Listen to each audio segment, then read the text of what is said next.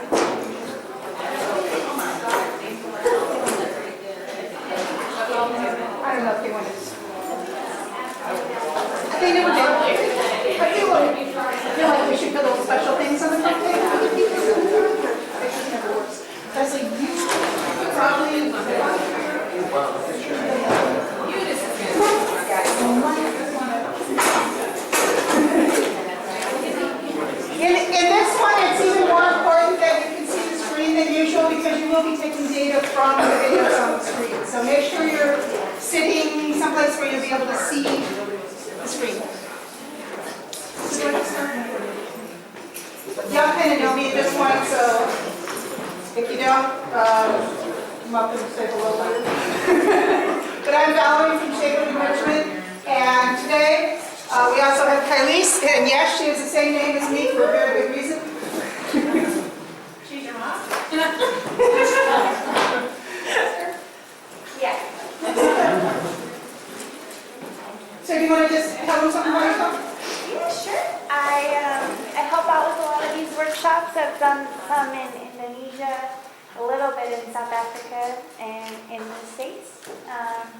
I really like helping her out with all the behavior stuff, which is why I came down for this one. I have a emphasis in animal behavior from Mrs. Davis, and most of my work is with primates and birds.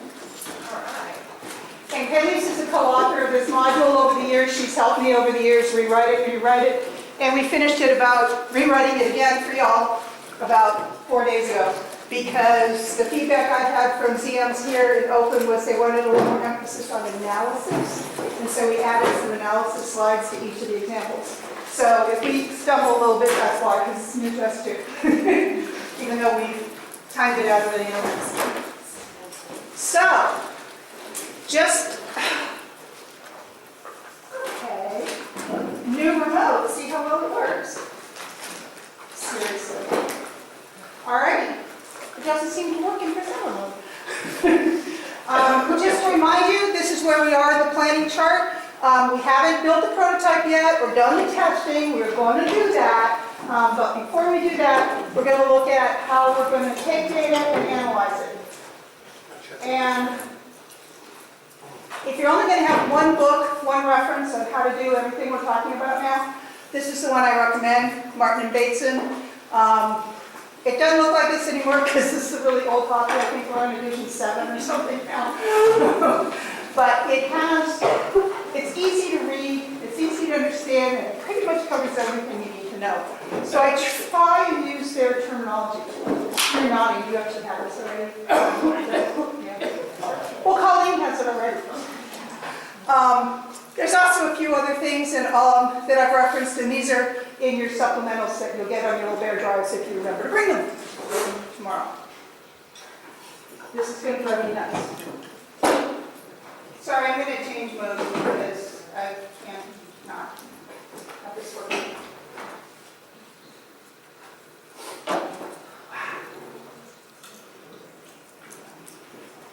Okay, well, it doesn't seem to work no matter what. I literally tried it 3 minutes ago and it was working fine.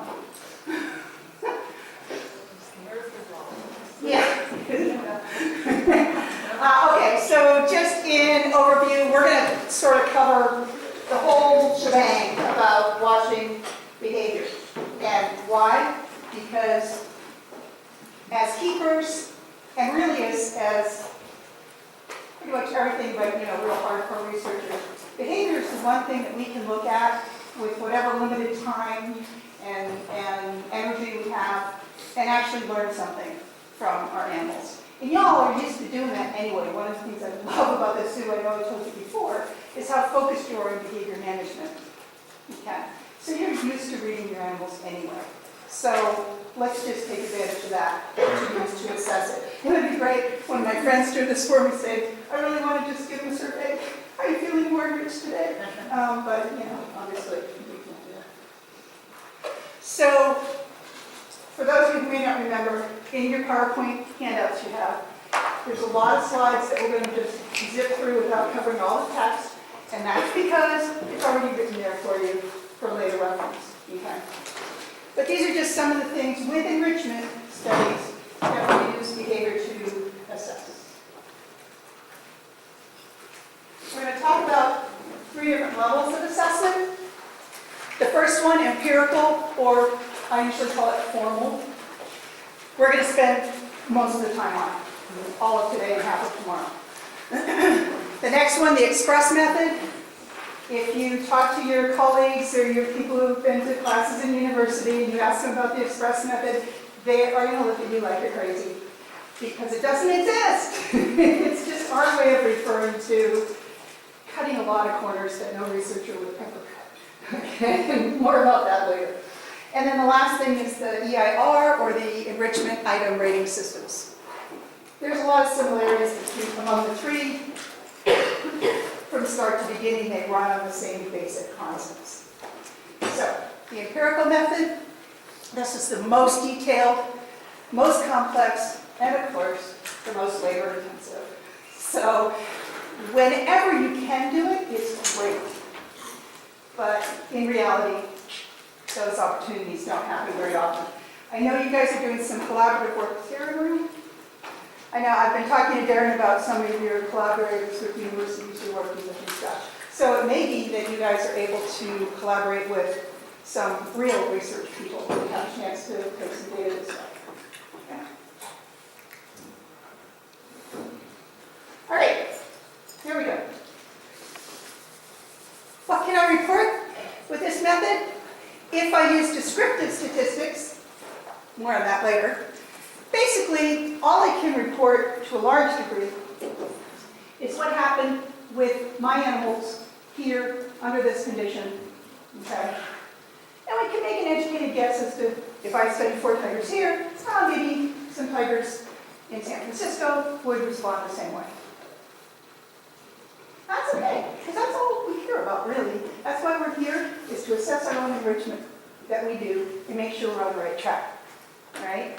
The point of this slide is to tell you that without a large population of animals, so at this point we're really talking multi-zoo studies for the most part, and without hypothesis testing statistics, and frankly, without some kind of biological, endocrinology or, killing the animals and measuring their brains or whatever, without some kind of biological support, you're not going to publish in peer-reviewed journal, period. Okay? If you want to do that, if that's your goal, that's awesome. Sign up in Coral College, get a professor, learn how to do it, and get somebody to walk you through the study. Okay? You're not going to get that from this class. Okay? All right. We're going to get this practical. All right, so the first thing we want to talk about is study design. And just to make sure, in the next 2 days, your good 3 days, you're going to hear us talking about condition a lot. Condition simply refers to the situation that the animal finds itself in while you're taking data. Okay? So if it's used to having 2 enrichment items every day on exhibit, that's normal for that animal. That's its condition. And in fact, that's a specialized condition called the control, or baseline if you prefer. Okay? It doesn't mean no enrichment. It means whatever's normal for the animal. Okay? That's really important. Some people think you have to take away all the enrichment they get to study a new enrichment. And that's actually not recommended. It's not not only not required, it's not recommended. It's kind of a bad idea. Okay? The other condition is experimental or treatment, or in our case, the enrichment condition, where we add something new. Right? Variable is simply the difference.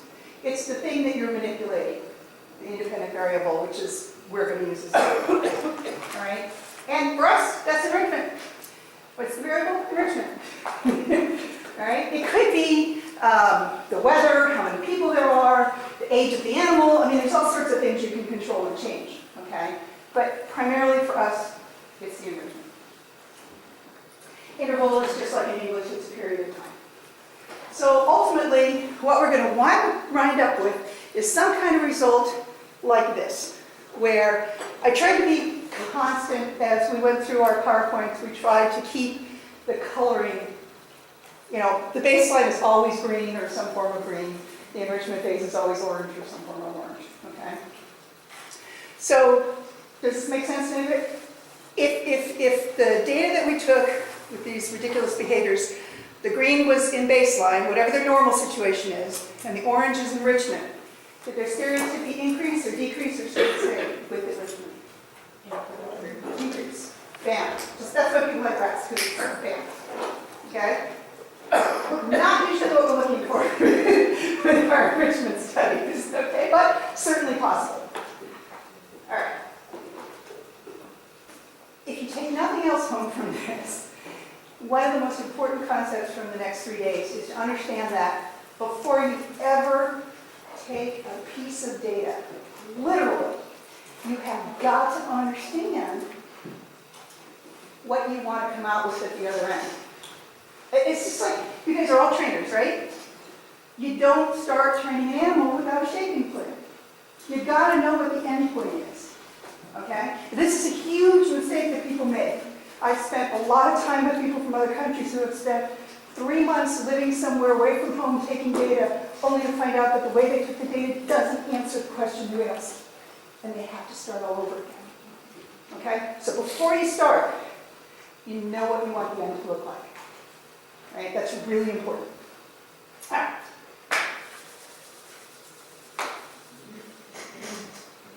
For any of you who have taken this in school or done this in some kind of class like this, the first thing you're told in your study design is that you only change one variable at a time.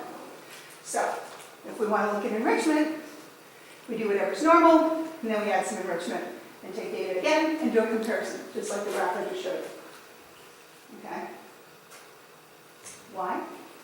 Because if we did all three of these things at once, and we did see a change, like a decrease in stereotypy, what caused the change? You have no idea. It could be any one of those three things, it could be any combination of those three things. Okay? You don't know. So that's why the standard research protocol is you only change one at a time. It's not the way I do it. And it's not the way a lot of people do it now.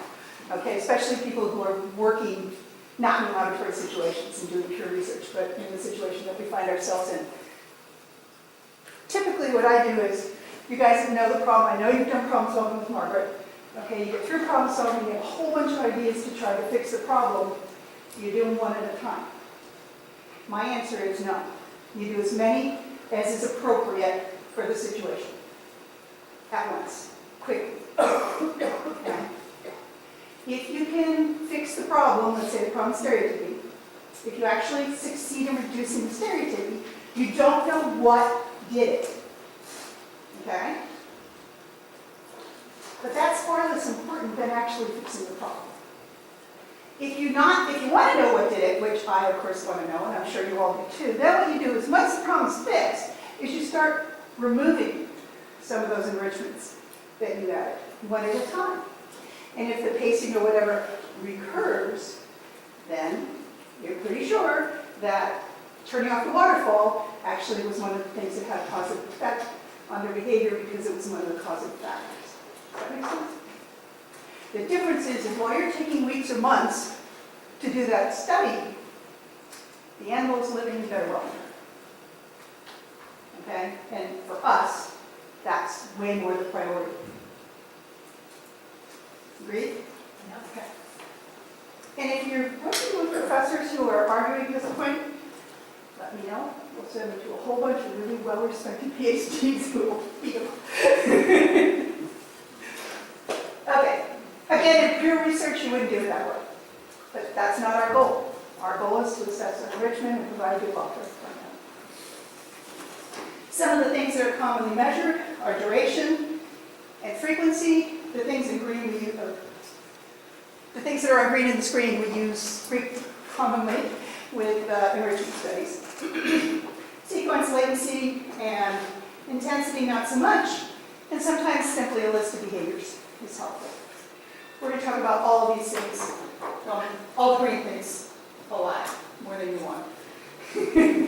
All right, so we're ready to start thinking about our study. The very first thing you need to do is ask a research question. For you, the question's going to be really easy. It's always going to be the same thing. Did we meet our enrichment goal? That's all we want to know. That's why we're doing this. Did we meet our enrichment goal? Okay. So, if you want to get specific, fine. Did giving enrichment to these lions increase their investigatory behavior? Because that was our goal. That's all we want to know. Okay? All right. So, once you have that question, it's kind of like a mission statement for an organization, right? Once you have that question in mind, everything you do is going to be towards answering that question. And for those of you who may not remember, this were the 3 general categories of goals that shape uses. Okay?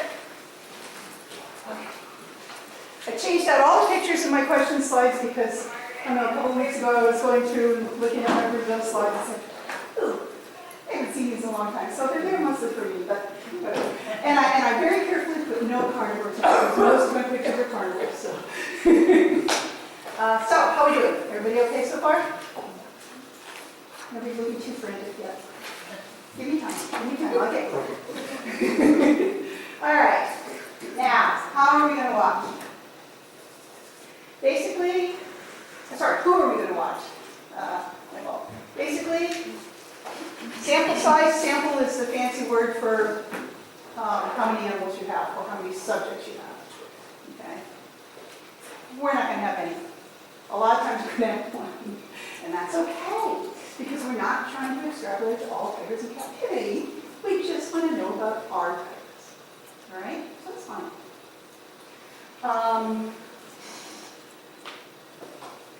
Some of you may have heard of within and between subjects before. Basically because our goal is to look at individual animals and how they're doing with enrichment, we're going to use within subject all the time. But if you're interested in what the difference is, you can read the slide or ask us later. Who do you watch? You have only 2 choices. You only have 3, but really only 2. You watch one animal at a time, or you watch more than one animal at a time. That's it. Okay? And if you watch one animal at a time, it's called focal. If you watch more than one at a time, it's called scan. And we're going to do both of those in the lecture and among the different groups. Okay? The one thing I do want to point out is if you have a group of monkeys, let's say 5 monkeys, and you're going to watch focal. There's monkeys who move really fast and you don't want to miss anything, so I'm just going to focus on one monkey. Okay? There's kind of a couple different ways to do this. And the common way that you first think is, okay, I got an hour, 3 times a week. I'm going to watch this monkey today, and this monkey tomorrow, or in 2 days, and this monkey in 2 days. And it's going to take you 2 weeks to get through all 5 monkeys. Okay, almost 2 weeks. A better way to do it, believe it or not, is in that hour to watch each monkey 12 minutes. Okay? And the reason for that is those other variables, those dependent variables that we have no control over, like climate, how many visitors there are, whatever's going on in the social hierarchy that day, all of that stuff is going to be constant, pretty much, in that hour. Whereas from Monday to Wednesday to Friday to the following Monday, there can be a huge amount of variation there. So it's a better use of your time, even though it seems silly to just take 12 minutes of data. It actually is a more accurate use of your time to split it up that way. I mean, some of it's ridiculous, 5 minutes is probably not worth it, right? All right. When do you watch? Study schedule. All right? This is something you're going to have to decide when you start your study, your formal study. This is one of the things we break all the time in the express method. And I really only just want to go over this one concept. A common enrichment study is an A-B study. That A is baseline, B is enrichment. Okay? A is green, B is orange. What did they do before I gave them the new enrichment? What did they do with the new enrichment? What did we do to stereotypy with enrichment? Increase? Decrease. Exactly. We decreased it. Yay! The tricky bit is, why? Why did it go down? Did it go down because they're just busy using the enrichment thing? Okay? Or did it go down because of some other effect? And at some level, to us, that's not important. We went down. I give this enrichment, the stereotypy goes down and on out. Okay? But if you can, and usually it's not that hard to do an ABA study, where the orange and the green lines are exactly the same as in the first slide, okay? But then you go back, you remove the new enrichment, and you just repeat baseline all over again. And what happens here? The stereotypy goes up from here. But look at the difference from baseline. Okay? The animal is experiencing exactly the same situation in these two greens. But the after enrichment day or week or whatever is much lower than they started out with.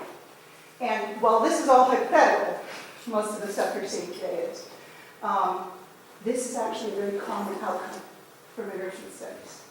I know one of the earlier studies that was done with enrichments by my old boss in San Diego actually saw this, the numbers weren't exactly right, but this exact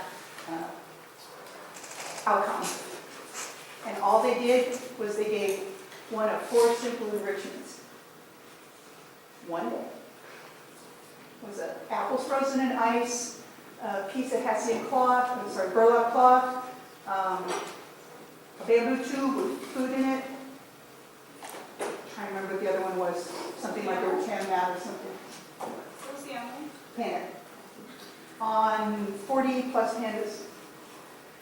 And yeah, it it got published in a big journal because it met all of these requirements. And this is actually what he found. And that effect, it crept up from day to day, but that effect lasted as much as 7 days. One day with one single enrichment items, 6 days of reduced stereotypy. Huge. Okay? So, if you know that's what's going on with your animals, and that one day comes when somebody's out sick or an animal's to the hospital and you're just crazy and you're like, I can't do the extra enrichment today. You don't feel so bad because people always ask me that. Do I have to do enrichment every single day? And I kind of feel like, yeah, you kind of should, but it's maybe not as critical as some people tell you. And if you're doing your studies this way, you actually know that. I'm not even going to bother going through this right now. It's basically, this is a traditional schedule, day to day, and these are some recommended alternate schedules. This is a paper that Amy Plowman has put out in several different conferences for keepers and stuff, and it's really brilliant. It's very well explained, and you will have it on your bear dogs. So I'm going to spend any time on it. Okay? But it's just a nice way to get your studies done without making the bear sit there without enrichment for weeks on end. All right, where you watch. This is a good one. One of the things that I read, how many of you have taken data formally before? Formally. Like a real university study kind of thing. Okay. Typically, so you people will do this. Typically with people who first start taking data, don't know what it is about human beings, But for some reason, we feel like we have to find the best place to see the animal wherever it goes in the enclosure and just plant ourselves there and stay there. And if the animal moves so we can't see what it's doing, we just don't have anything to write down. Okay? You've got this. Just move around, okay? Follow the animal as best you can so that you can see what it's doing all the time. I really don't remember what I did when I started observing. Maybe I did it, but so many new people, for some reason, they think you can't move. Please move. However, you guys do have a big problem.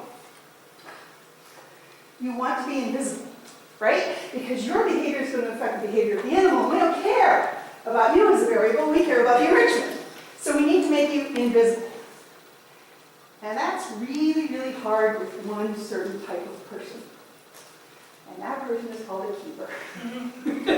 Because you are from whom everything flows, good and bad. You are the most important person in your animal's life, bar none. Okay? So they are totally programmed to pay attention to you. And that's a hard thing to get around. Right? I've actually had to drop animals from the study. I wasn't even the keeper, I was just the enrichment person, but they'd smell me in the enclosure, and they'd find me outside, with 100 people standing around me, and just stare at me the whole 2 hours. And after a while, I just give up and drop the study.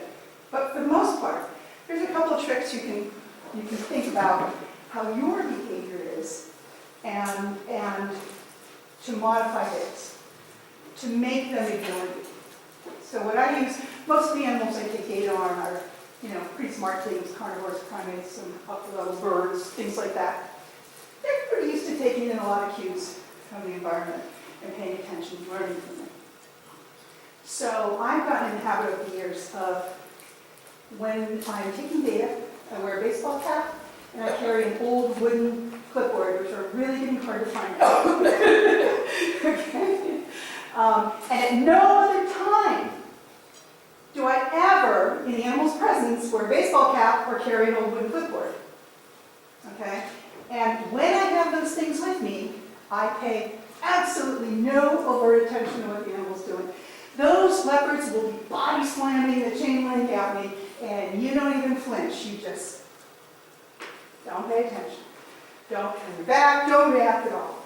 Okay? Just give them nothing. And pretty soon, they figure out, when I have a baseball cap on and I'm clearing that clipboard, I'm pretty bored. And they kind of forget to pay attention. So I've used this with a lot of primates, carnivores, monitor lizards, and things like macaws. Okay? If you're really careful with your behavior, with whatever your visual cue is, you actually will learn to ignore you then. Okay? You guys know all about shaping behavior, so that's all you're doing. Okay, any questions yet?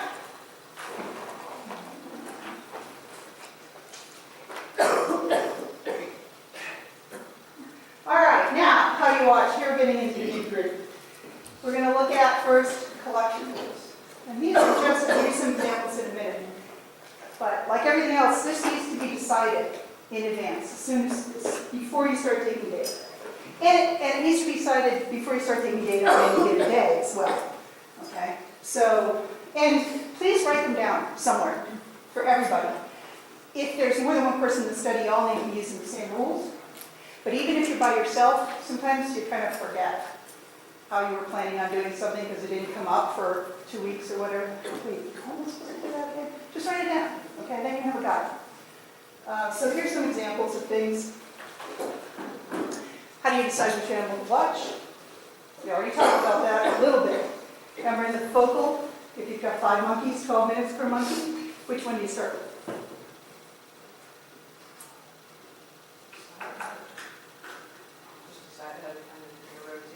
You have to decide ahead of time.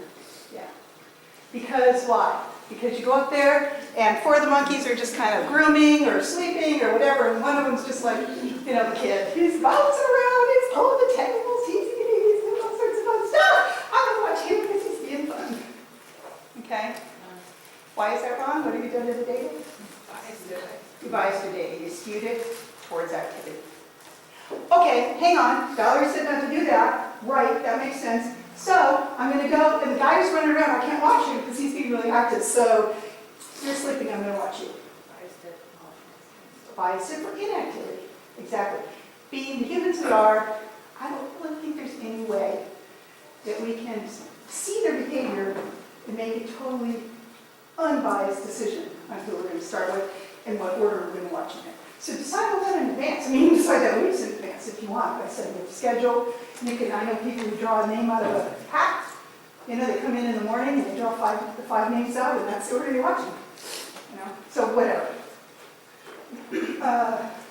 Other examples. This is a big one. When, and you're going to run into that here. When do we start our observation period? As soon as the animal comes out? As soon as the keeper comes out front? If I'm looking at nothing to do with feeding, and we know they're going to come out and spend 20 minutes feeding, do I want to waste my 20 minutes with the feeding data when I'm not interested in it? No. So maybe I'll start after 30 minutes. Okay? You need to decide what it is. And this is something I always forget to talk about, so I found in my face, you have this line, remember. You should definitely do preliminary observations. And all that means is before you ever take an official piece of data, go and look at your animals and just write stuff down. We use ad lib a lot, which is just you write down whatever's interesting. Okay? If you want to put a timer on there too, so you have a timestamp, that's fine, but you don't necessarily need to. For you guys, it's going to be less important when you're working with your own animals, because you kind of already know their behaviors and you know what the situation is, you know how they move around the enclosure, but it's still not a bad idea. Okay? So before you write your program or take a piece of data, you should do some level of that. All right, how do we watch? Just about on time, Cubbies, including the late start. So, there's two kinds of sampling methods. Continuous sampling, which is the most powerful. You're going to record all of the behavior seen. You're not going to miss anything, which means you have to only watch one animal at a time. You cannot watch more than one animal concurrently and do continuous sampling. It's not possible. Okay? You take your eyes off this animal, you see what that one's doing, you can miss something. Okay? The two ways that are commonly done are ad libitum, which I just talked to you about, and all occurrences, which is called all occurrences, or AO for short, but it's all occurrences of some behavior.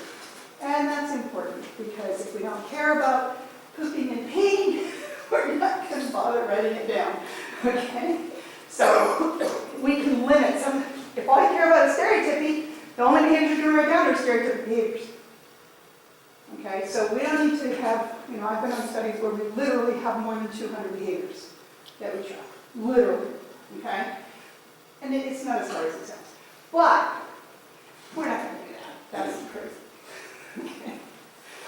All right. These can be done with a timestamp, which gives you everything on that list of stuff I gave in the beginning. It's amazing. You don't miss anything. Okay? Or they can be done without a timestamp, which will still give you exact frequency and sequence. So if all you want to know is how many times did Adam display aggression towards Valerie, you can do that with all occurrence, and your new friend will be aggressive behaviors. And that's it. Okay? And you don't have to time it. And we're going to do both of these in the next 3 days. Okay? Time sampling. I don't like this name, time sampling, but it's what everybody uses, so just up with it. Basically, that means you're not watching continuously. You're watching at different times. Okay? And there's two ways to do that, instantaneous or more commonly called point sample, same thing, and 1-0. This one, and we're going to do both of these today. This one, the point sample, is the most commonly used sampling method in zoos, certainly for enrichment studies. Okay? And we'll talk a little about that here. Yes, there are a lot of ways you can record data. You can use video cameras, you can use Palm Pilots, blah, blah, blah, blah, blah. We're going to use good old-fashioned pen and paper, or pencil and paper. And the reason why is because it's quick and easy for the purposes of learning. But you know what? Before you use video, David, before you record Palm Pilots and all that, you have to understand how to do this anyway. So you might as well just learn it, okay? So you're going to have to design for your groups a data sheet that makes sense for how you're taking data. And everybody has to use the same data sheet. Because the way your data sheet is set up can actually affect the results that you record. It may not make sense now, but I think after you do a couple, you'll see why that makes sense. Please put a header on every data sheet. I can't tell you how many zoos I go to, and they have a stack of papers, and they don't know which one is the lions and which one is the monkeys, because nobody bothered to write it on the paper. Okay, so just put a header in there that we fill in every time. You want to know the species, you want to know the enrichment given, you want to know who took the data, because that can be really important if somebody's bad at it. And you want to have start times, things like that. And then you're going to use some kind of tally sheet. All right, and a tally sheet is simply allows you to total up what happened in that one observation period. Okay, not over many days, just right then. And any of the studies that I've been monitoring a lot of volunteers or whatever on, I require them, it's part of their time at the zoo, that they must complete their tally sheet before they leave, right after the data collection, okay? And there's a good reason for that, a couple of good reasons for that. One is, if you take the data for 30 minutes or 2 hours, whatever, and then you sit down and tally it all, and we'll do this today, you'll see what I mean. It's really easy to remember what happened and to find mistakes in your data, and you can go, oh, gosh, I wrote this down. That's not what it was. It was actually this. And in my opinion, if you're an experienced good observer who's passed all of the inter-observer reliability tests, blah, blah, blah, blah, and you go, holy crap, I just wrote the wrong thing down, but I definitely remember, I'm okay with that. Okay, we don't make mistakes. If you come back a week later and tell me, that entire day just got thrown out. Okay? The other good reason is, if you throw it in the pile and say, I'll do it later,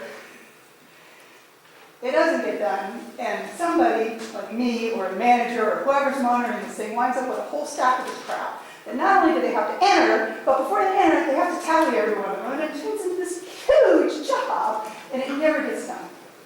Okay? And as you go through those things, sometimes you see mistakes. Oh, this is recorded here, but I know by the rules that can't be recorded there. Now, was that just a simple mistake? Or did this person not understand what they were doing? And do I have to throw the entire thing out? Okay? That stuff should be decided immediately following the observation. So this is actually a really strong and fast rule of mine. Okay? And you'll be expected to do it in your groups and stuff. All right. How are we doing? Okay. We actually have 1 minute, and you have no questions. Did you go to Brazil recently? I go all the time, and I haven't gone recently. That's the problem. I haven't been since 2015, and I need my Brazil fix. It's your opportunity to show your vacation pictures. Well, I go in the field for vacation. I don't do spas. I have all these friends that have these great study sites. These, oh, you want to see jaguars? Let's go here. Oh, you want to see grannies? Let's go here. You know, whatever. Okay. Everybody stand up for a minute. Just we will do whatever we need to do because this is boring stuff, and I know that. But you literally have 1 minute. The whole thing? And I'm going to know what's wrong. It's fully charged. I'm charged less.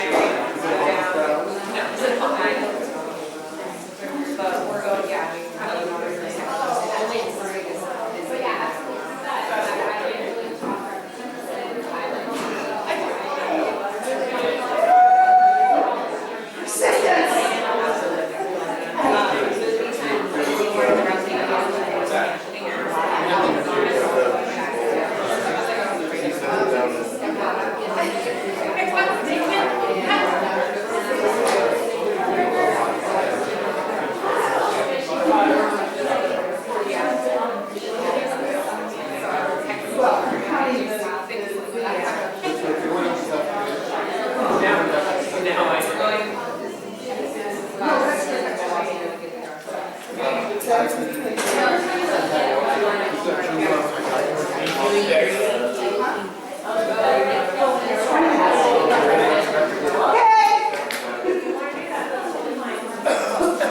you get to start doing some fun stuff.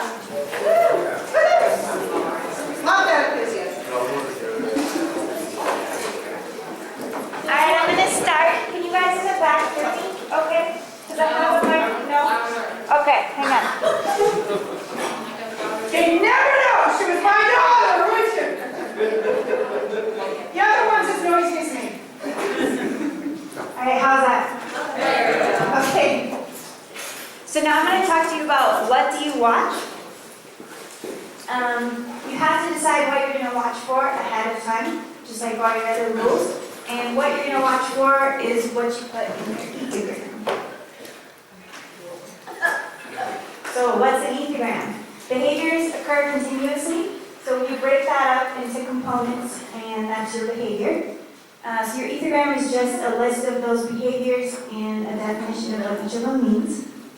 And you can sometimes put things in there that aren't behaviors, like a location, social distance, distance from enrichment. We'll talk more about all those later. So you have two types of behaviors you're going to have on your ethogram, states and events. States occur over a period of time. Generally, we do greater than 5 seconds. And events occur quickly. And you want to know ahead of time what each behavior is because your recording rules are different depending on whether it's a state or event. And then there's some behaviors that the animal kind of sometimes does quickly and sometimes does over a period of time. A good example is vocalizations. So sometimes we call those state-like events. They're really events, but they can go on.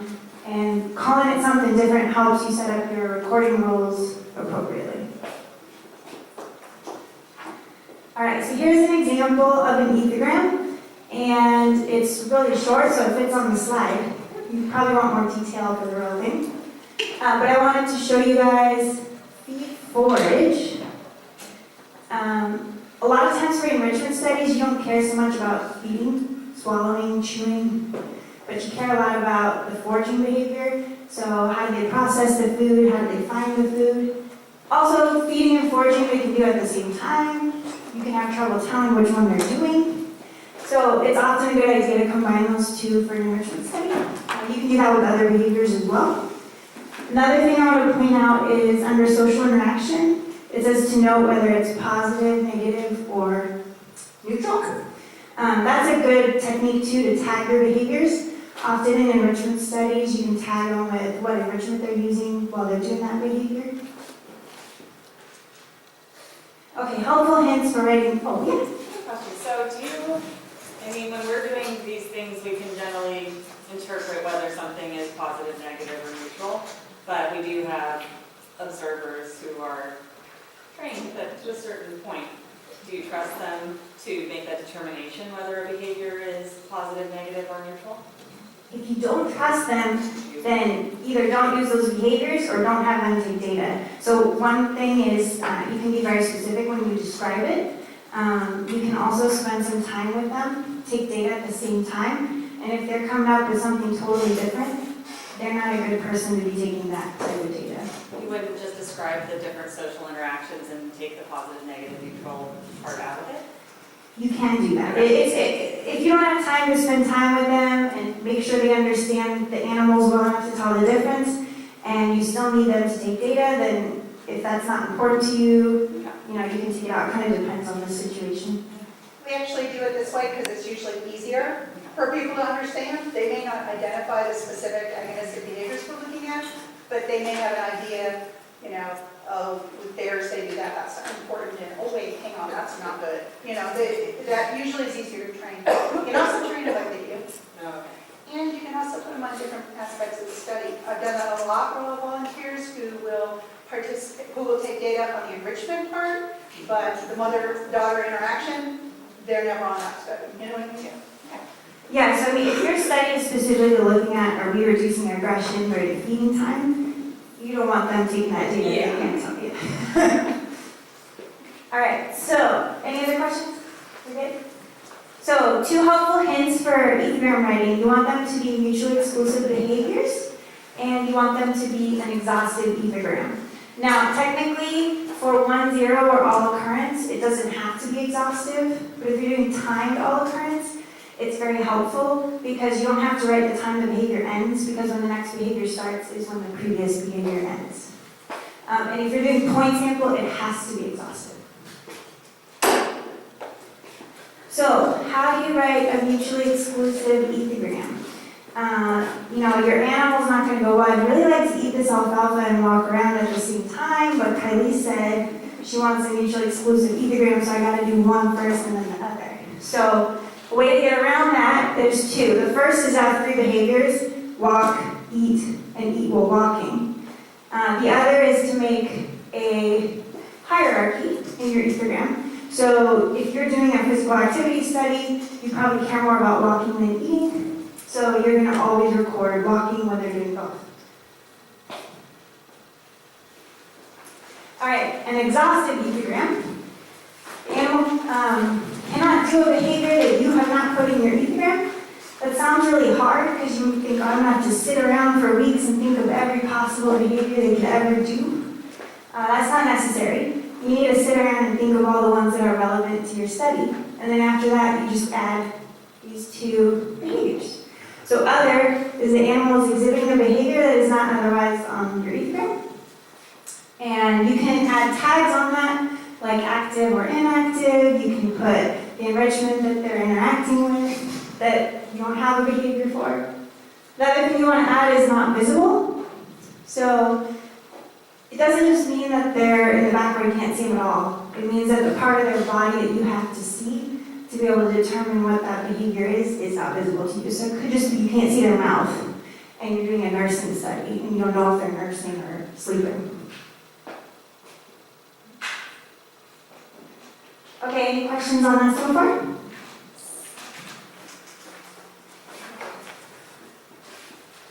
Here is a simple ethogram. There's 4 behaviors, they're all event behaviors, which means they're fast or long.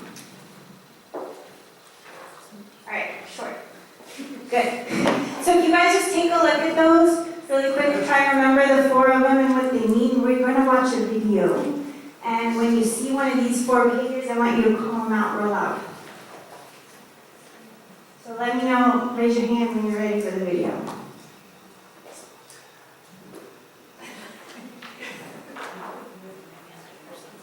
Okay, I think most people are ready. Yeah, just yell them out. Well,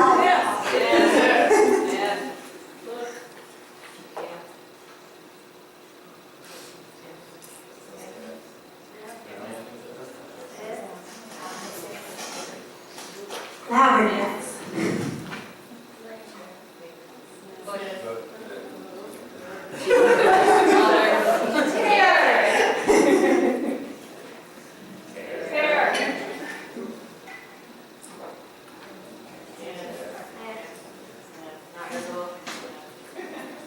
I like that, not visible. That was good. Okay, so does that make sense to everyone? Anyone have questions where there was a time you weren't sure if it was the behavior or not? Val? The person who called out sniff before the video started? Was that a sniff? According to this definition, Really? faces nose within 6 inches of the object. But it could have been in the middle of a turn. And his Or hand. his hair, or, yeah, it's so questionable. It was, but the inhales apparently is missing in your printed thing. It is only. No. Oh, it's there, so in the still picture, how can you tell if it's inhaled? Okay. Just making a point, although I think that was funny. All right. So now you guys all know how to read an ethogram, identify behaviors that are on it when you see them. Now we're going to do a really down and dirty quick exercise where we're going to make an ethogram. So there's a video I'm going to show you of a red fox hunting, and we're interested in the hunting behaviors. So I want you guys to just write it down wherever, like near your slide or on another piece of paper or you would want on your ethogram, and if you have time, a really quick description. So if everybody's got their pens, I'm going to start the video. Just click on it. Didn't look like that. It's from BBC, so.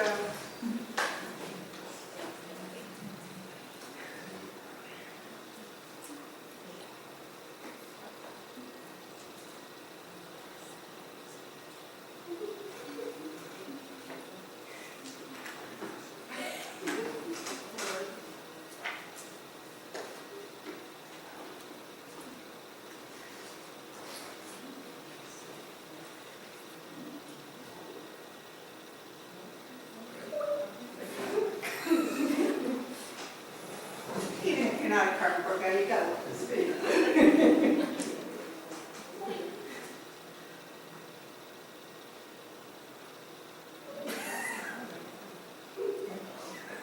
Oh, Jesus. Come on.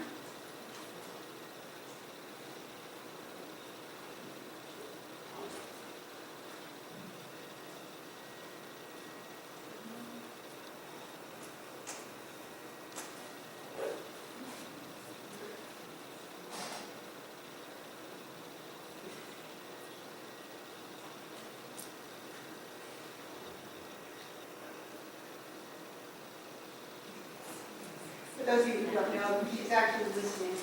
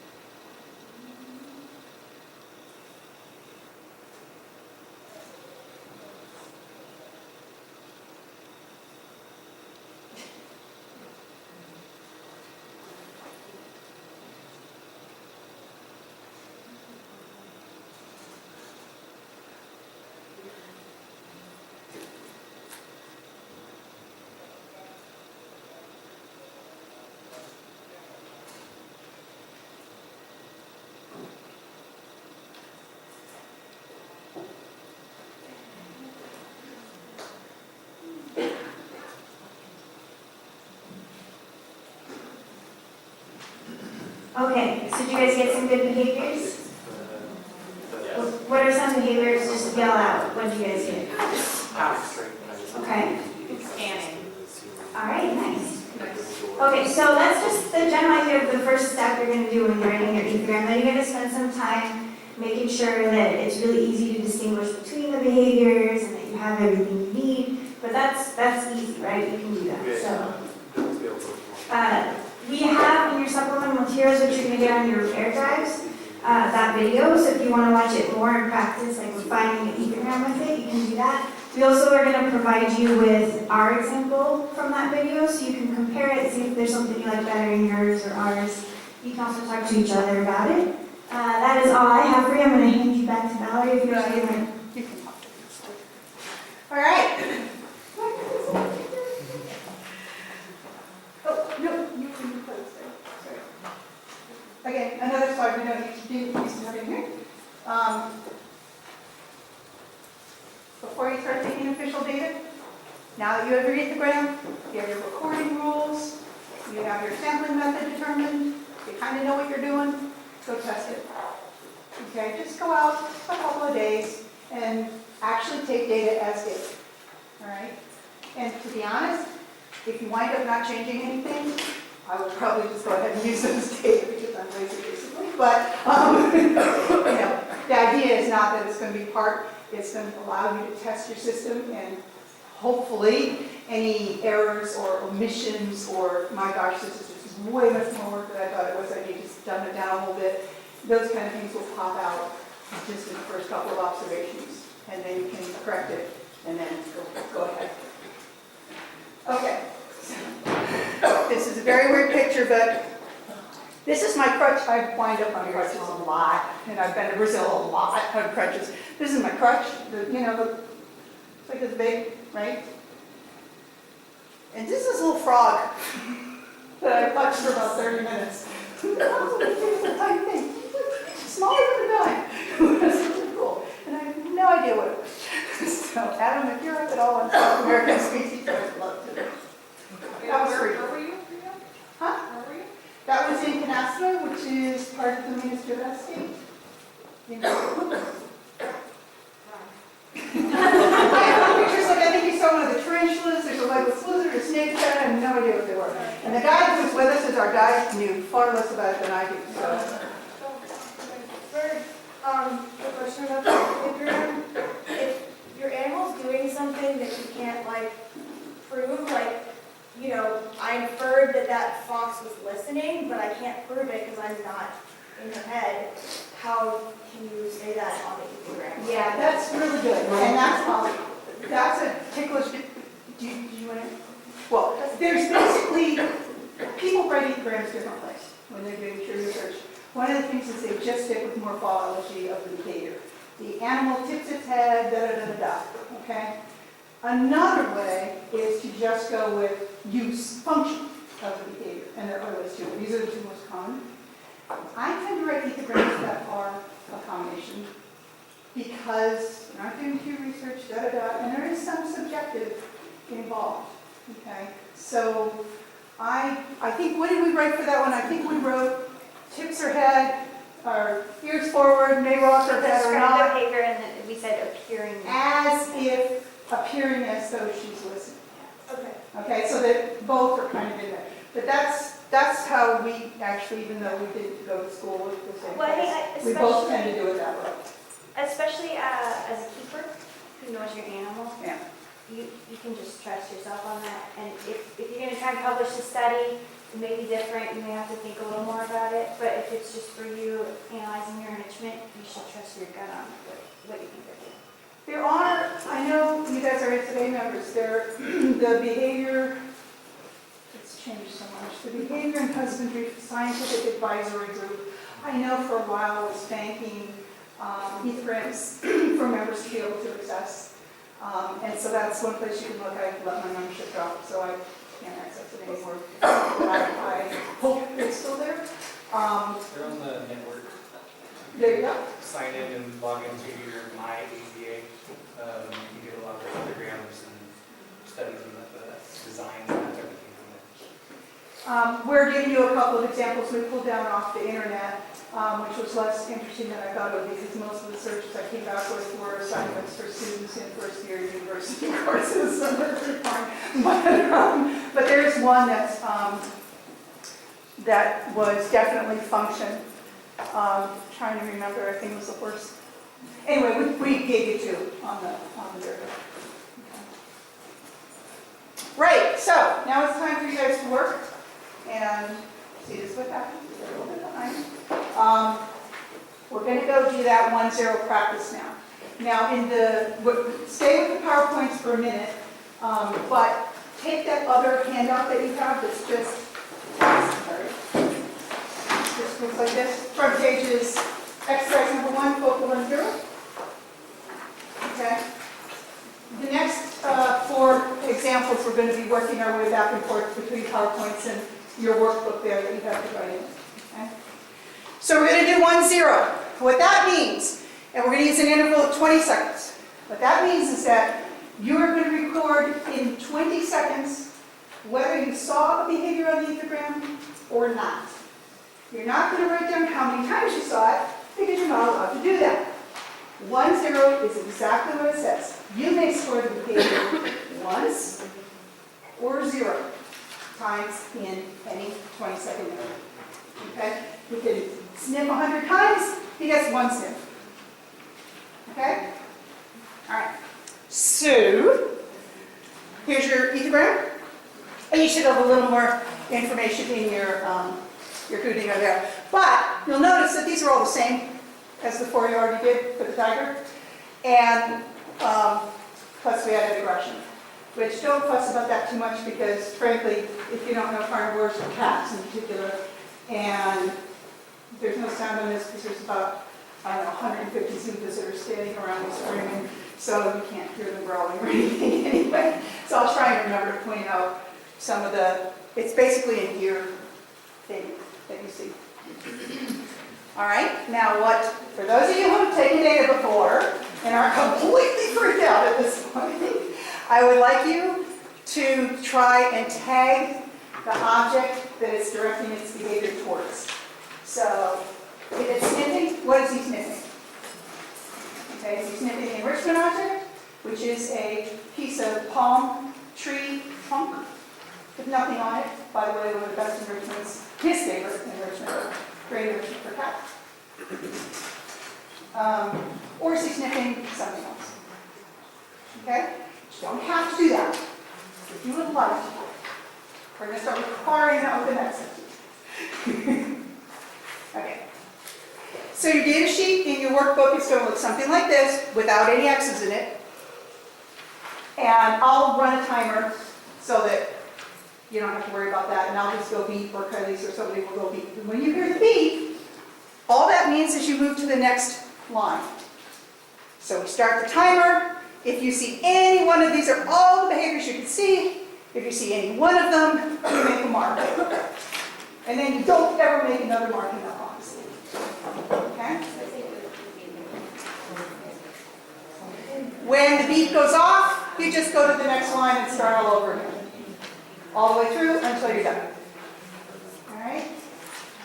Now, for those of you who are tracking enrichment versus other, I do want to point out that S-enrichment and S-other are two different behaviors.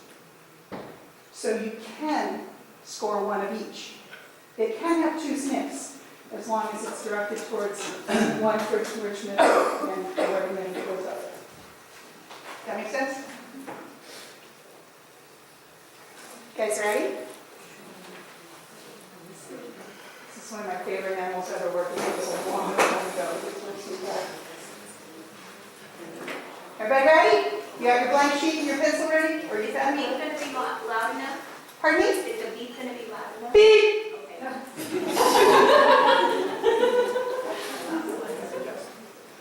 Here we go. Beep. That means start.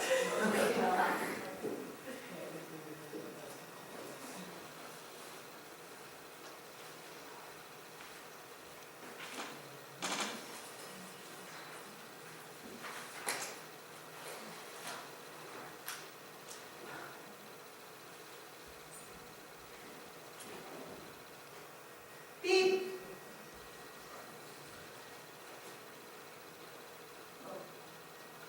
That just means you start in line 2 now, which means he can sniff again.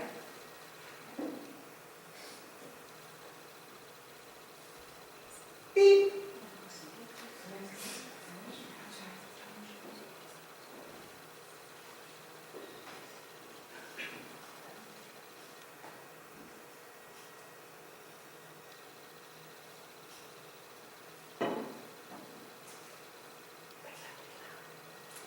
Beep.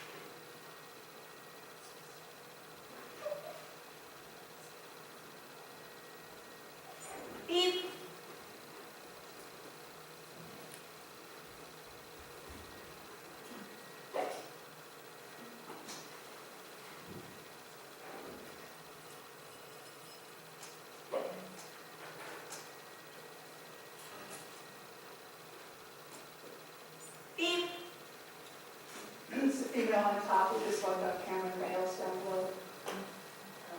When the camera zooms in, you'll be able to see the biggest depressive behavior. Right there. Because she got down towards the edge of the water. Females are dominant. This is his favorite image.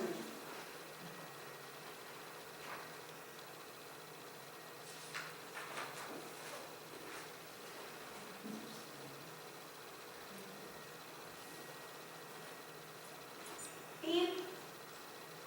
Okay, we'll do one more.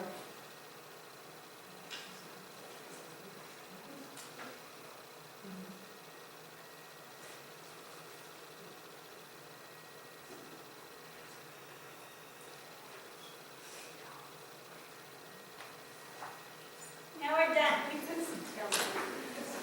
I forgot to warn you, I'm sorry. The videos are, all of them are a little bit, most of them are edited, so they'll bounce around a lot. Just pretend it's continuous. That's my fault, I forgot to warn you of that.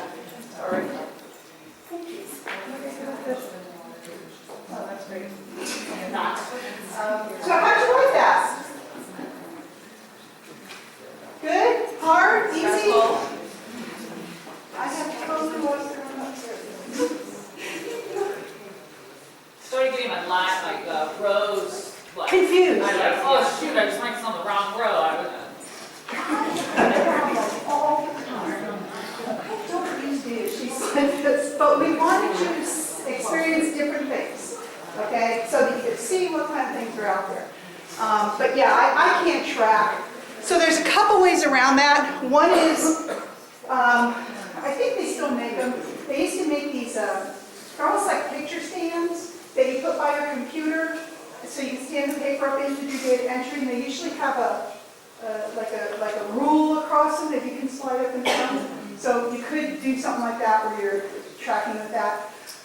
What I typically do if I have to use this, which I don't want, is I will put, depending on how long it is, somewhere every few behaviors, and at the other end, I'll repeat this column so that I have interval 1 in several places. So I don't have to track it so far across the page.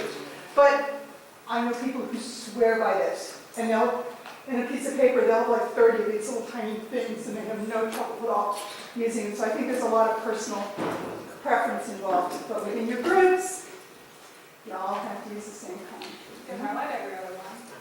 Huh? Color coding each row. I'm sorry, there were two. You can highlight every other one. You have, duh. There you go, nowadays you do that, yeah. That's the big color coding each row. Perfect. Yeah, that's really easy, isn't it? Okay, other than the data sheet, how did you like scoring 1 0? Was it easy? Except for the tracking. Yeah, that's why people use it, it's really good. Okay. And the cool thing about this data sheet though, the one good thing, is that you can tally right on the data sheet. You don't have to have a separate sheet. So here we just go up, there was 1 snip enrichment, no without, 4 tears, 4 push, 1 carry, yada, yada, yada, okay? And there's your totals, that's what you're going to enter. That's the purpose of the tally sheet.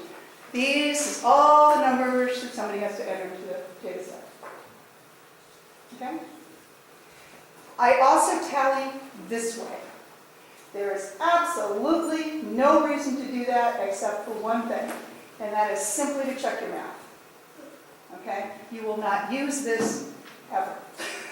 It has no meaning that in this interval I saw 2 behaviors. Okay? It's simply, this should add up to the same number as this. That's all it is math check, to make sure I didn't miss anything. And I like doing math checks. Did any of you have trouble with the behavior from the program? I just inserted the push that could be with the mouse too, so I don't have extra carries.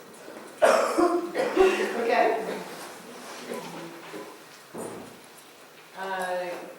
It was sometimes confusing to know if he tore or if he was just, things from his mouth. Was he actually pulling it off or, did it tap him to do?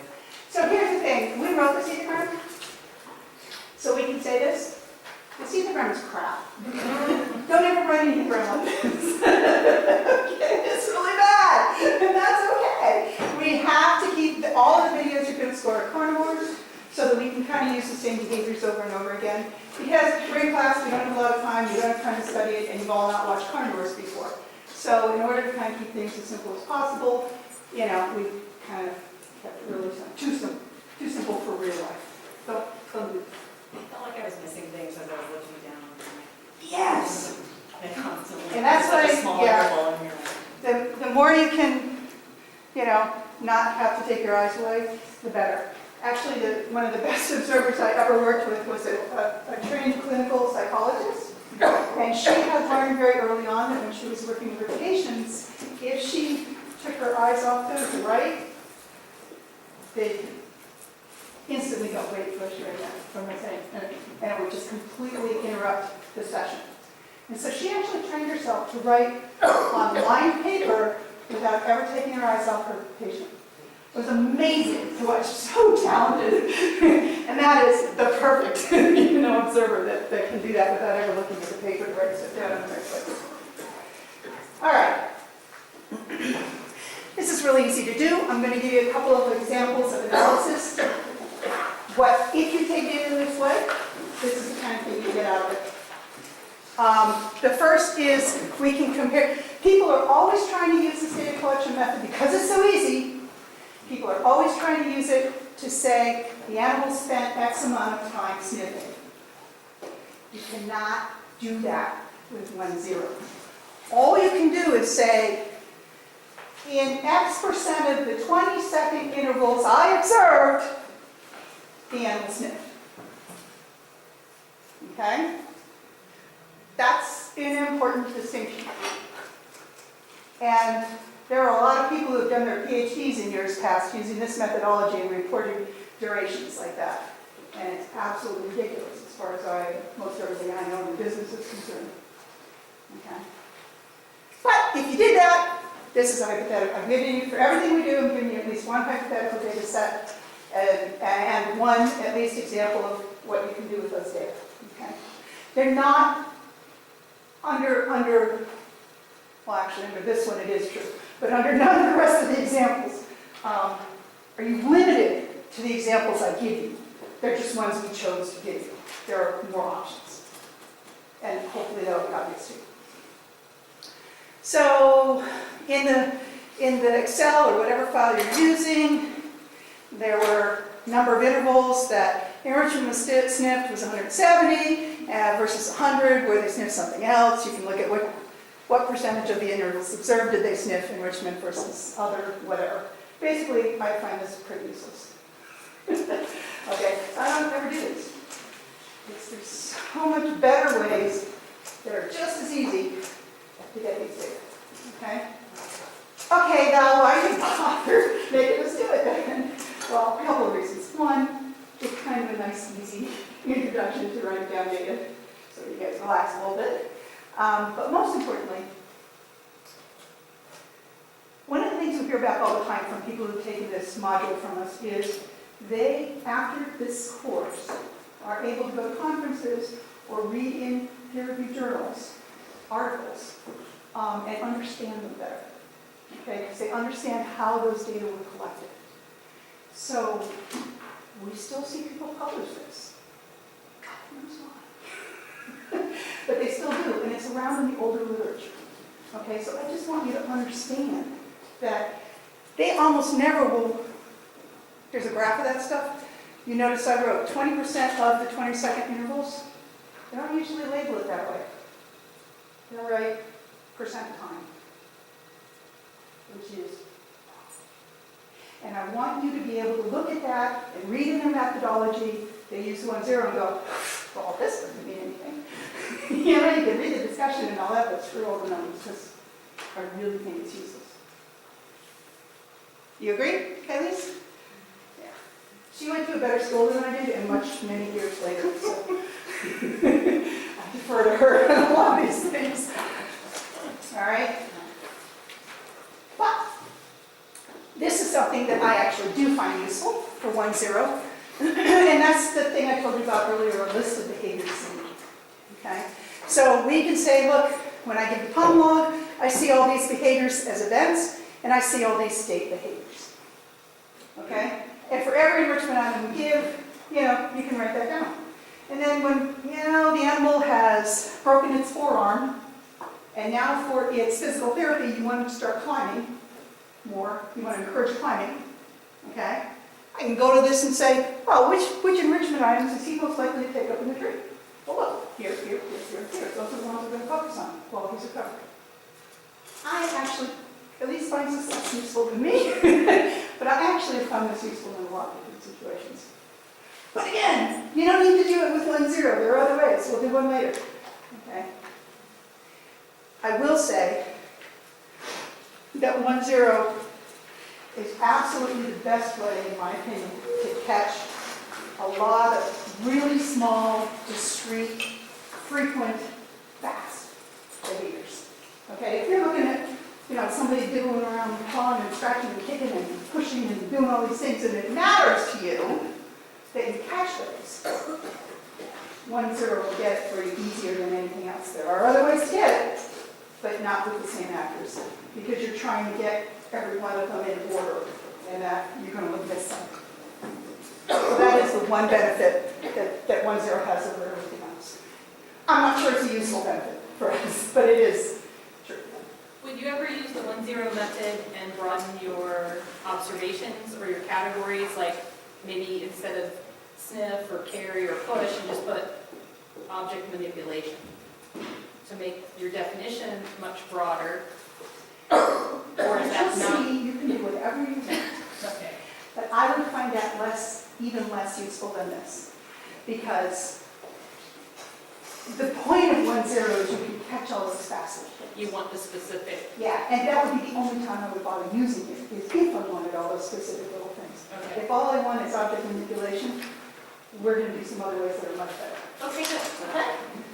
So thanks for the nice segue. After each example, we'll have this sum up slide. These are all kind of the same things in every slide. What can you get from 1-0? Really poor duration, and in my opinion, not useful at all. Nothing about bout length, frequency, sequence, or latency. You do get a list of behaviors. But it's really easy to record, use very small intervals, and it's really easy to catch those really fast. It's slightly better than saying your pig is still eating everything. Sorry. So you get to your 60s and you live in a cockatoo, and because you don't eat your dog, you I'm sorry.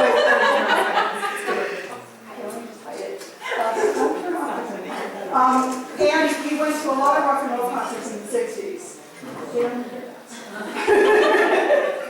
Thank you. Sorry. We're going to use it real soon. Okay, there's the tarantula. Okay. We good with this? Where are we for time? Guys don't have a big clock in here. We're doing really good.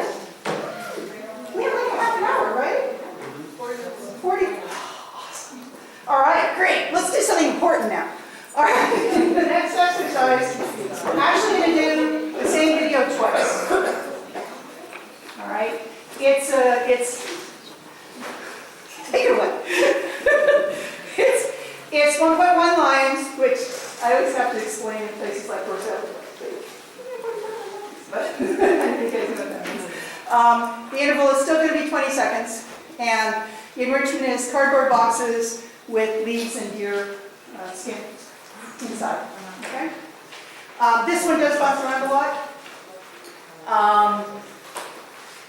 Yeah. So the first time we go through, we're going to do point sample. Remember, I told you this is the most commonly used one. Okay, and it's great for state behaviors like object manipulation. Okay, Diane? Thank you. You're welcome. We are not going to worry about scoring the individuals. We're just going to score X number of lines did this. Okay? All right. So here's your ethogram. Sniff, you know. Scent mark. Here, I think the only scent mark you see is scratching with the hind feet and urinating. Locomote, walking, running, whatever. Other active, there's that other behavior. The animal is doing something besides sniff, scent mark, or locomote, but it's active, okay? Inactive and not visible. So let me just show you the data sheet real quick, and then I'll give you a little bit of time to look at those. So here's an example of the data sheet. It's the same tracking method. I don't actually use this, but we thought we'd throw it in there because it is an option. Since you're not tracking individuals, in interval 1, now we're going to score not in between the beats, like we did before. We're going to score on exactly on the beat. And in fact, a lot of people call this scoring method on the beat. All right. It's really tempting to score, oh my gosh, right before the beat he was, solving Einstein's, theory of relativity. I don't know, he was doing something really interesting, but he stopped right before the beat. Tough. Get over it. The way this works, mathematically, I guess we would say, is that these rare, short-lived behaviors are not supposed to occur on the beat very often, because they're rare and they're short. Okay? So if you score it, because it was so close to the beat, it was really interesting, I wanted the data. What are you doing?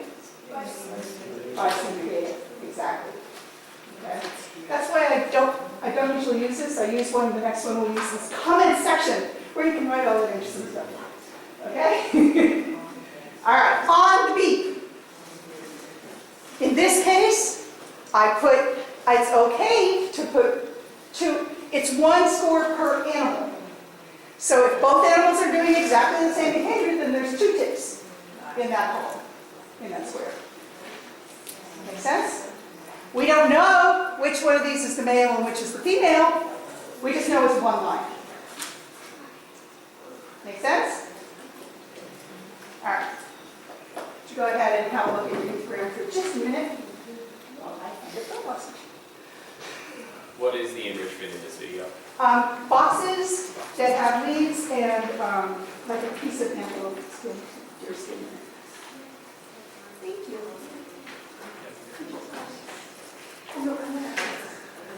I brought it.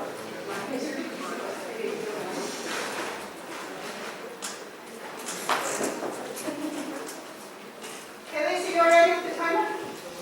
Yeah, I'm gonna use it while I hide it in the kitchen. Okay, now this is in Brazil, so you have to beep in Portuguese. You know how to do that? Beep, beep. You just spell it differently? Yeah, B-I-P.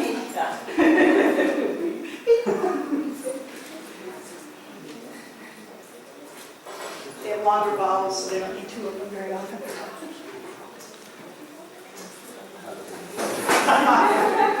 Guys ready?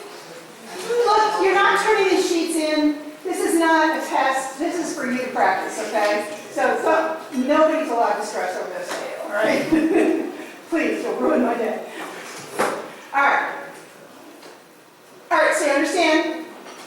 There's going to be a beat, and she's going to give you a starting beat. You don't write anything down, okay? You just watch.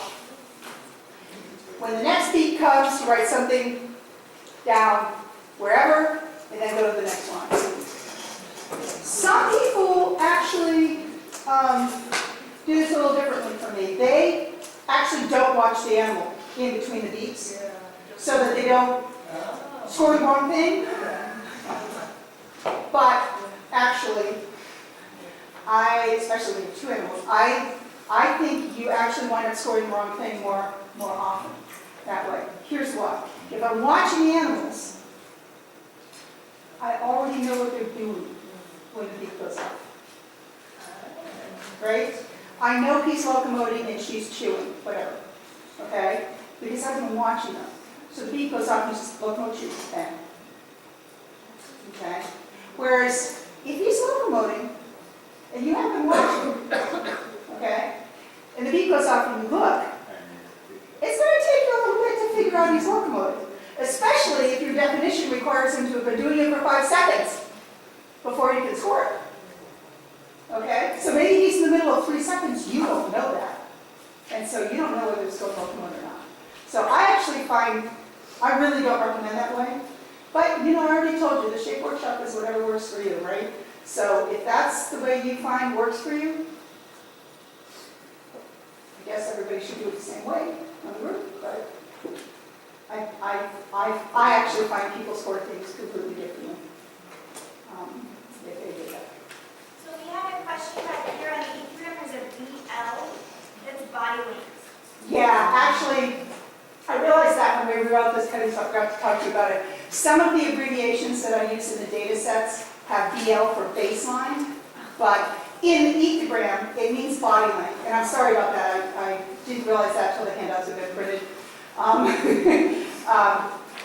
Body length is a way that field researchers use to measure distance all the time. Because if I'm looking at, you know, Khalees outside and down the road, I can't tell how far away she is from that car with any degree of accuracy, even though I know how, you know, I can see her. If she's close, like here, I can estimate it. Because your perspective really changes over distance, right?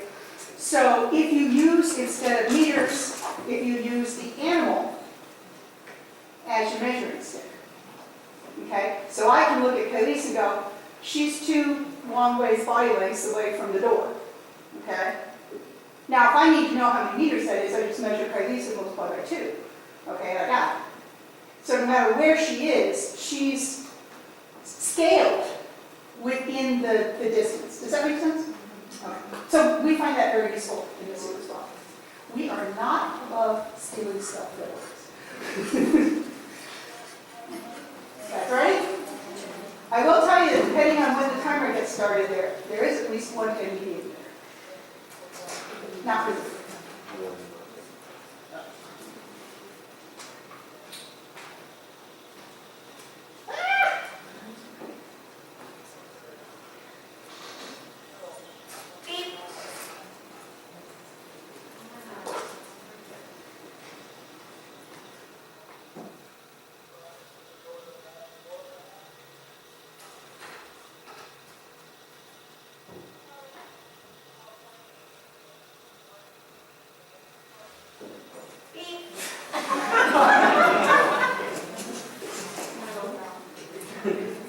See, there's one.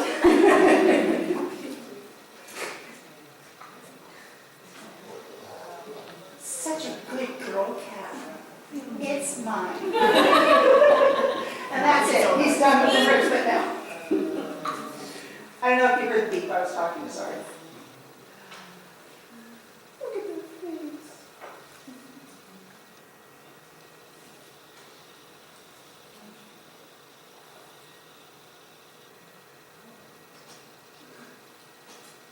Beep.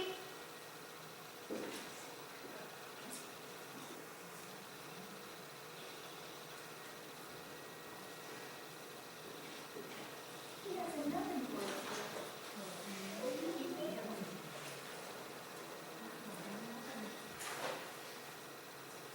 Beep. Beep.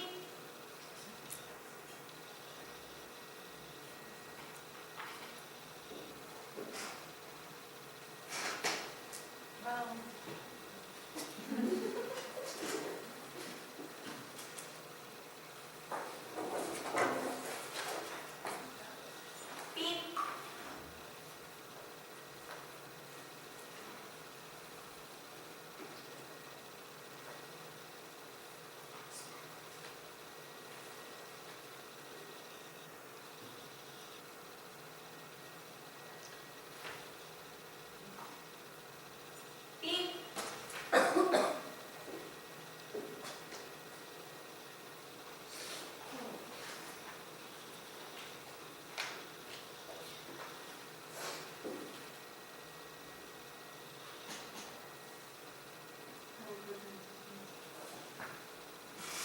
Beep.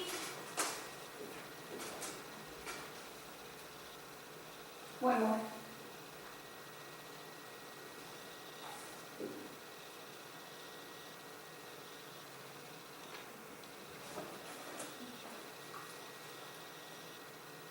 No, beep. It ended. So one of them was not visible, right? When I when I eat. Okay. How'd you like that?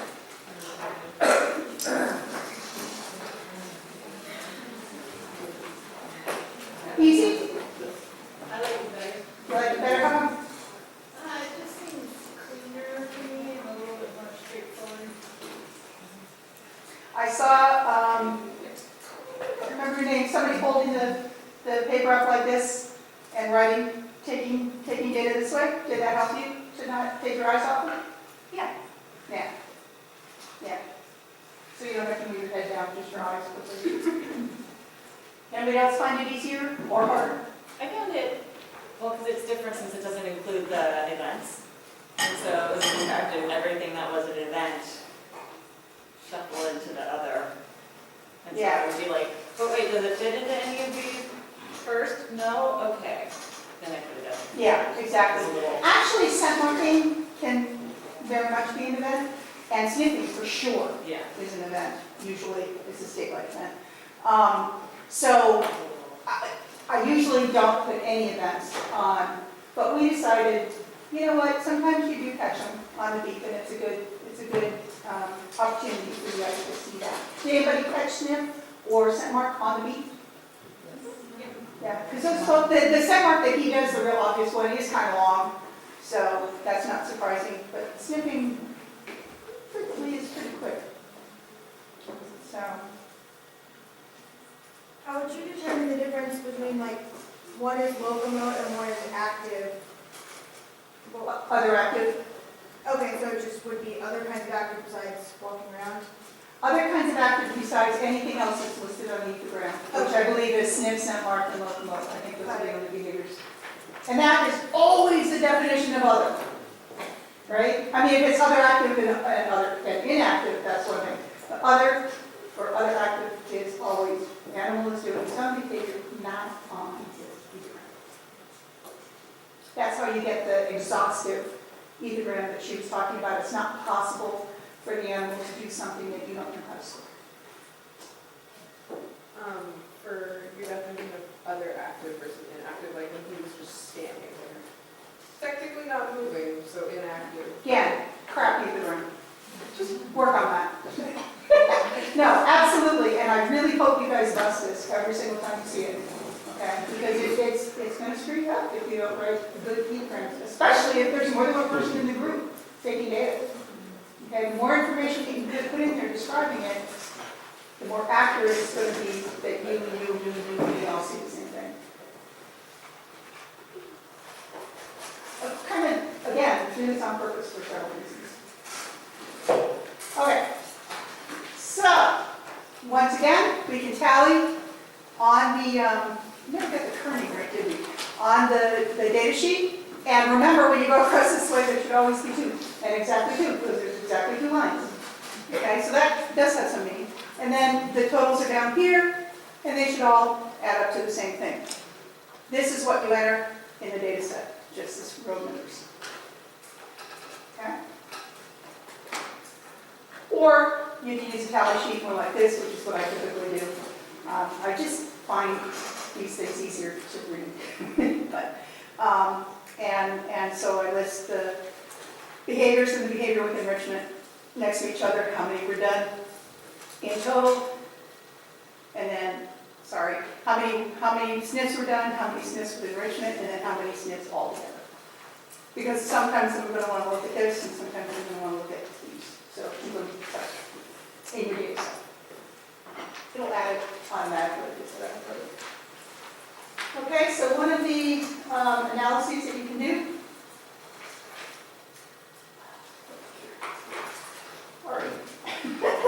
is, again, a hypothetical data set, and I've given you the total numbers down here to help you understand what all these numbers mean. But basically, there were, out of the baseline, out of 1,000 intervals, 25 of them were sniff, of nothing. In baseline, the idea being there wasn't any enrichment available for them to sniff.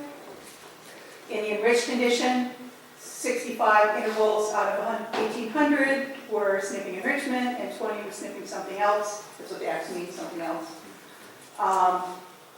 But altogether it was 85, so 85 out of 1,800, is 4.7%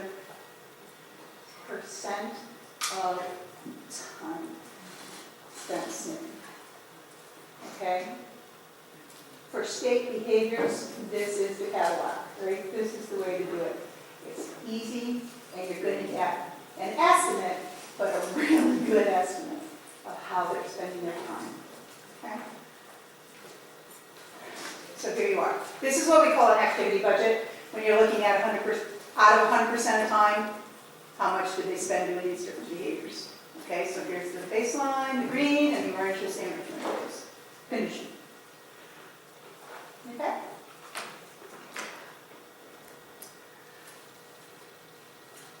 All right, people. Nobody ever gets to see these. This is so cool. How big is it? Is it like a little more? No, they're slightly bigger. What is it that you want? It's a Wapiti. Wasn't there another one? Okay. See what it says. Another thing we can do is look at their behavior, because we tagged it, enrichment or not. We can look at their behavior, comparing what's their behavior towards enrichment and what's their behavior towards other stuff.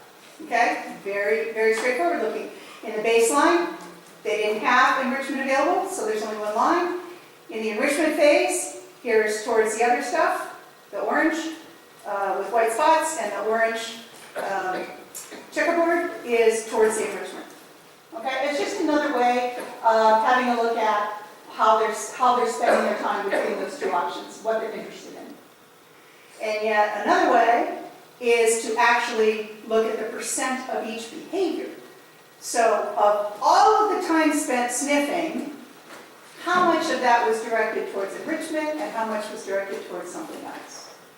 Okay, so there's no baseline here. It's just the enrichment condition. So this is spent sniffing other stuff. This is spent sniffing enrichment. Not at all surprising with carnivore. Something new they're going to investigate with their nose, like, an orangutan's going to put it on its head, or carnivore's going to sniff it. So it is.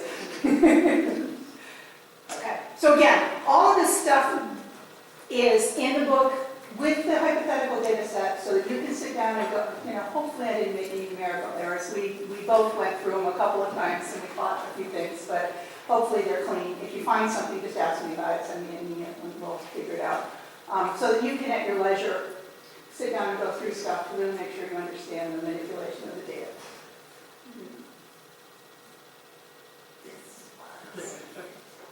Cute little guy like that. Okay. 20 minutes, right? Good. We're going to at least take data on that set. Now, what we're going to do now is look at that line video again. Okay?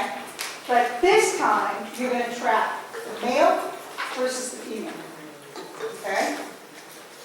For those of you who don't know lions, they're very easy to tell apart because the male has a single black mane and the female doesn't. And in this pair, it's even easier because female has a nice normal tail and the male's got this little tiny knee here. Something happened to him. Okay. No matter which end you're looking at, it's pretty easy to know who's who. Okay. So I usually don't ask people to identify individuals unless they're your own animals, but in this case, you kind of can't. We're going to use exactly the same interval of 20 seconds. We're going to use exactly the same meter. Okay? No change. So you don't need to study it again. But this is the data sheet now. So what you're going to do is she'll start you off with a beep, and then you watch, and then on the beep, you write down something for the male and something for the female. And here's that space to write comments down. Okay? And this way you can tag them with the behavior that's going on too, which I So, one thing for the male, one thing for the female. Who do you write down first? Just make sure it's the same each time. Bingo. It doesn't matter. You decide. Okay? Just always do it the same way. If you write the male first, on the first beat, and then the female, there's some period of time that happens between those. If you do the female first the next time, it's really less than 20 seconds. And a male, this will be more than 20 seconds, 20 seconds or more. Right? So just do the same one first all the time. Okay? So, especially if you're not holding your pad up, there's a lot of this going on. Right? So, especially with only two animals, what I do is I don't write them down until I know what they both are. So, beat goes off, I'm starting with the male sniffing enrichment, female's overactive enrichment, now I put my head down and write. Because it doesn't matter what they do after that. So I got 20 whole seconds before I have to really know what they're doing again. Okay? So if I spend 3 of them with my head off of them, it's okay. All right? Does that make sense? Anything else, Kylie, you want to prep them for before we start? We're good? Okay. All righty. Let's do this. Whenever you want, Kylie, just give me a start.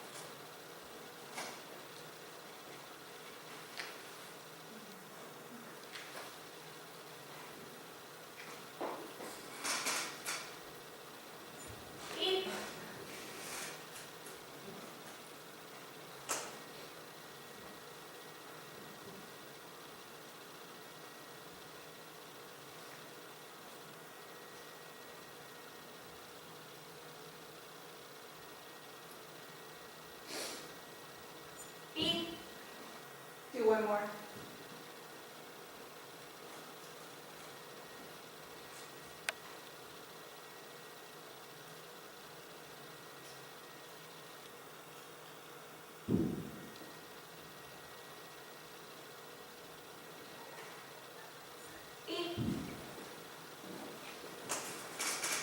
How'd you like that?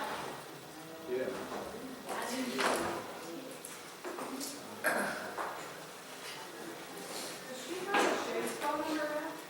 Say again? Yeah, I think she has a granola there. And a little bit of breakfast too. It's always the vet techs always pick that up.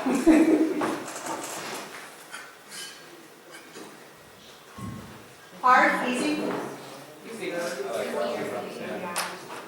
With only two animals, I think it's pretty easy to do.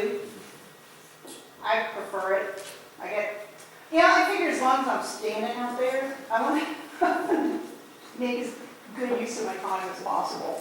So I actually like tracking individuals because you do find it very interesting. If you have a lot of them, you can actually pool all the females together and look and see if there's any gender differences, and then you can look at just pulled them together for age. You know, I've got juveniles and, you know, infants and adults and geriatrics, and you're going to see a lot of changes in that. So if you have the individuals tracked, you can, in the analysis phase, you can do a lot more with it. You've probably heard of lumpers and splitters. That applies to sort of all of these aspects of this, and I'm pretty much a splitter. I like to take more data and play with it in analysis than limit myself. But again, it's what you can do. Okay? Whenever you're doing timed data collection, which is what both of these 1-0 point sample are, the trick is to keep your intervals as short as possible so you catch as much as possible. But they have to be long enough that you can do the task. Okay, I literally have had intervals be like 10 minutes because we're looking at 6 enclosures and we have to go bam, bam, bam, bam, bam, bam, and then get back to the first one again. Okay, so it's the shortest period of time in which you can realistically do what you need to do, right? When you look at the data sheets that Kelly and I have scored, this isn't the right one. Because it depends on when the timer starts. Okay, so don't take your sheet and go, oh, God, I do match, because there's absolutely no reason for you to match this. Okay, we actually did score these, we didn't just make them up, but it doesn't matter. Whenever you start the timer, you're going to get different. On the beat, you're going to get a different answer. That's not true in continuous. You're going to start and end in a different point in continuous, but what happens in between them should be exactly the same. Okay, and you'll see that tomorrow. Everybody good with this? So I did give you, so here's a tally sheet example. Okay, it's the same as the other one, but. And I did give you an example of something that you can do that you can't do in 2A, in the group analysis. And that's looking at male versus female, looking at the individuals. Hypothetical data set for the male, hypothetical data set for the female, and you wind up with a graph that looks something like this. Okay? The solid colors are the baseline, brown for male is the main, yellow for female, and then the hashed ones are the enrichment phase. Good condition. By the way, at some point these graphs get, something like 89% of the people that they tested like graphs more than columns of numbers. As long as you don't go out too many decimal points, I actually am one of those weird people who would rather see columns of numbers. Things jump out at me more easily for the most part, unless it's a real simple graph. When they start getting more and more lines in them, I start getting confused and would rather just see the numbers. So I actually really like graphs where they write the numbers on them, but I don't think it does that anymore. Okay? You can't get this in the last exercise because you don't know which behavior is tagged with which individual. So this one, for the analysis, you can basically say the percentage of time spent engaging in whatever behavior for each client compared when there's a baseline with county enrichment. So you have at least 3 measures to talk about. Yes, it is. It is a percent of time, also called an activity budget. The only difference, and thank you, I'll pay you later for pointing that out, I forgot to say, is I try very hard, because Kylie hits me if I don't do it, to label these as an estimate. People don't do it, even in top-notch peer-reviewed journals, they don't say it's an estimate. I think that the reason is because they assume when you read through and see that it's point sample, you know it's an estimate. But I like to be really clear about things. So it should be labeled that it's an estimate. In between those beats, they could have gotten up and done any number of things. Chances are they didn't, but they could. Okay? So it's an estimate. There have been a number of studies done from right back in the beginning with Altman, which I gave that paper in the peer drives. And even in some of our TUSA workshops, we've done them, tested it as well, where we have some people take continuous data and some people take this. And especially with the state behaviors, it is spot on. Okay? If it's done right, it's as good as continuous behavior. It's so easy. Okay? All right. Nice catch. So in addition to looking at individual stuff, fine, I don't want to bother looking at it, or take individual data, but I want the group data, fine. Put them back together and you can get every single thing we already did in the last one. I gave you 3 examples, you do all of them, simply by adding them together. Okay? So the point is you're not missing anything taking the individuals down, but you are gaining stuff. Individuals, females versus males, young versus old, that you can't do in the group. Where do we go? I have 2 slides left. Yes. All right. So I talk about combining or pooling data. Pooling is where you put it together and go on together. So when do I put it together and when don't I? Okay. That's actually a surprisingly complicated question. It seems like it should be simple, but it's not. So it really depends on what your results are. And the reason for that is with hypothesis testing statistics, the reason why that's important in having a big population size is important is because what you're looking at is the variability within an individual and from one individual to the next. Studying chimpanzees, tigers, electric eels, these are very complex organisms. They don't, have 2 behaviors and always behave the same way under certain circumstances. It just doesn't happen. So in order to even all that out, ideally, you use lots and lots and lots of individuals and you get lots of data and that all kind of evens out. We're not able to do that a lot, okay? So it's really hard to know when it's okay for me to put all those lines together and just talk about them as the group of lines. So a good rule of thumb, and what I've always done, is whenever possible I score individuals because that's me, I like to do it that way. Then what I do is I analyze whatever I'm interested in for each individual. And I look at it, okay? In baseline, is the male behaving differently than the female? Yeah. Absolutely. Okay? So I probably wouldn't pull these data, especially if I'm only 2 animals. All right? I just wouldn't do it because they're so different. You're going to, if you put them together, you might wash that difference out, but it's only 2 animals. So you want to know it matters to the female, and matters to the male, matters to the female. Does this make any sense? It's kind of a little bit of circular reasoning, but in this case, it's kind of okay. So I see that you're getting more information by scoring the individual. Yes. Because I wanted to measure the individual from baseline to enrichment, and then female to male. But you're also saying that it is fine and acceptable to score them and measure them as individuals, but then you also want to compare to the group just for, and then you also have group information. Yes, unless you have an outlier. This is exactly what I'm talking about. It's okay to do that if you look at the individuals, and maybe you've got 8 individuals and 7 of them are kind of all the same, and then one's just really different. I wouldn't glom that one into the group. I put the other 7 together. Would it look differently though if you were to set up your study where you were deliberately scoring the group? Yes, that's my point. Versus this? That's exactly the point.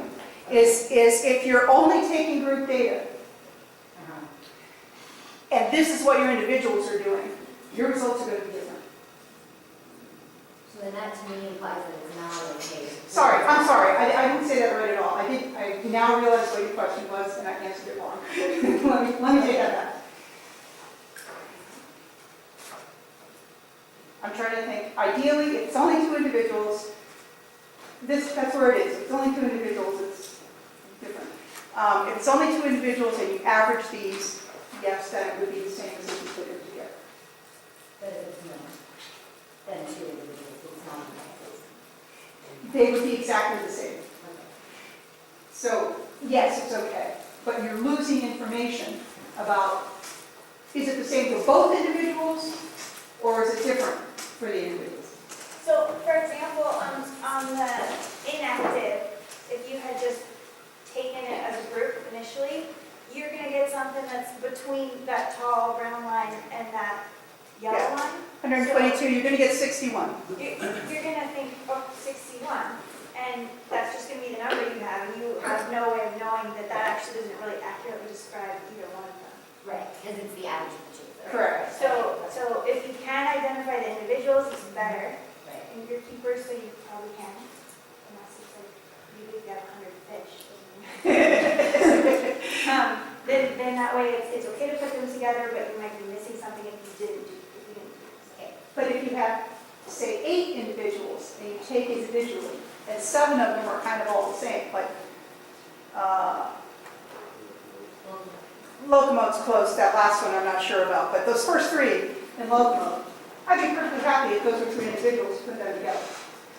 So it also depends on your question, right? Absolutely. Absolutely. Your goal is, I want to see an increase of behavior out of this group of animals. Absolutely. Then you're not going to care as much if one of them is not impacted at all. Yeah, that's true. And 6 others are. Yeah, we tend to focus on individuals, but even here, last time, or in the animal welfare one, I remember doing the flamingo thing, where we decided we were going to look at group welfare as an exercise, which is abnormal, but was really effective. So yeah, good point. You may not care about Well, it. there also may be situations where it just becomes, too difficult. Like, honestly, one for me is kind of baboon group. It's such a large number of fast-moving animals. If you're trying to do an assessment of a particular enrichment item, it may not be as important to say exactly which individuals were having what level of interaction with that enrichment versus being able to have a simpler ecogram that allows sort of a quick assessment of, Right. yes, overall we can say this was utilized. Right, so it really comes back to your goal. If in your baboon group, you're having aggression problems. Okay? Yeah, no, I think it. Then, and does the enrichment help the aggression? Then you probably would want to go to focal and look at each individual. But in the analysis, you probably look at, dominant male, dominant female, young males, and group them out that way and individuals are going to jump out in your initial analysis. But then you can look at groups as well. So you're absolutely right. It's really going to depend on a lot of factors, what your goal is, and how many animals you have, and how busy you are, and all that kind of stuff. Remember that point sample is typically only used for state behaviors. Okay? So things like manipulating objects instead of slot, like, right? Don't want to go over. Okay, so this is great. We actually got a pretty important today than I hoped, so that's awesome. So starting tomorrow, we're going to come right in and start with exercise 3. So please don't be late, because that is the first. So people, these are papers that they Whatever. It's all set up. Here. I don't know. If you want to leave your papers ready in the spot, good, everybody be responsible for making sure you bring them back. Put your name on it. Clearly, you don't have to do that. Thank you guys for staying awake. Everyone, please bring the bear drive tomorrow. Bring them to me, and I have people in one. Okay, yeah. We will